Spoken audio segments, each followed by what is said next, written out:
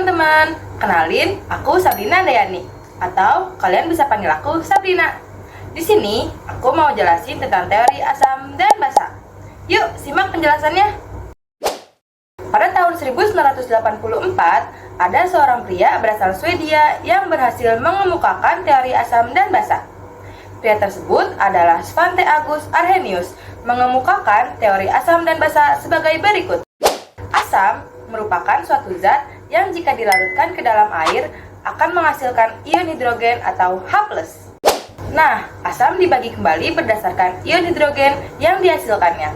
Yang pertama, asam monoprotik adalah asam yang menghasilkan satu ion hidrogen. Yang kedua, asam diprotik adalah asam yang menghasilkan dua ion hidrogen. Dan yang ketiga, asam poliprotik adalah asam yang menghasilkan lebih dari dua ion hidrogen. Selanjutnya, Arrhenius mengemukakan basa merupakan suatu zat yang jika dilarutkan ke dalam air akan menghasilkan ion hidroksida. Di sini, Arrhenius membagi basa menjadi basa kuat dan basa lemah. Basa kuat adalah basa yang mempunyai derajat ionisasi besar yang mudah terionisasi dalam larutannya dan banyak menghasilkan ion hidroksida. Contohnya ada KOH, NaOH, dan BaOH2. Selanjutnya, basa lemah adalah basa yang mempunyai derajat ionisasi kecil yang lebih sulit terionisasi dalam larutannya dan sedikit menghasilkan ion hidroksida.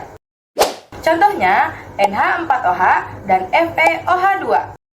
Selanjutnya, pada tahun 1923, seorang ahli berasal Denmark bernama Johannes N. Bronsted dan Thomas M. Lowry dari Inggris mengajukan konsep tentang asam dan basa secara terpisah. Tapi, dalam waktu bersamaan, konsep ini kemudian dikenal sebagai teori asam dan basa Bronsted-Lowry. Bronsted dan Lowry mendefinisikan asam dan basa berdasarkan kemampuan atau mendonor atau menerima atau akseptor proton ion H+. Menurut teori Bronsted-Lowry, asam adalah spesies ion maupun molekul yang berperan sebagai pendonor proton atau pemberi proton H+. Sedangkan basa adalah spesies ion maupun molekul yang bertindak sebagai akseptor proton atau penerima proton H+.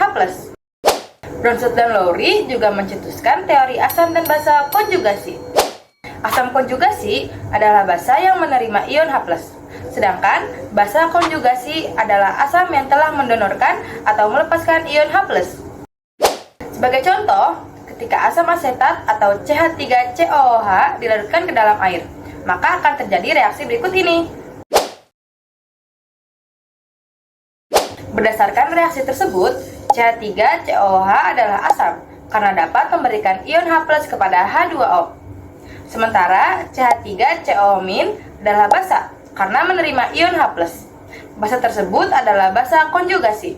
Sementara H3O+ adalah asam konjugasi karena kelebihan ion H+ dibandingkan zat asalnya, yaitu H2O. Nah, untuk teori asam dan basa yang terakhir dikemukakan pada tahun 1932 oleh kimiawan asal Amerika Serikat yang bernama Gilbert N. Lewis. Menurut teori Lewis, asam adalah zat yang mampu menerima pasangan elektron dari senyawa lain atau akseptor pasangan elektron. Sedangkan basa adalah zat yang dapat memberikan pasangan elektron kepada senyawa lain atau pendonor pasangan elektron. Nah, itu dia teori asam basa menurut beberapa kimiawan. Gimana? Seru kan belajar tentang asam basa? Tonton materi selanjutnya tentang asam basa ya. Dadah!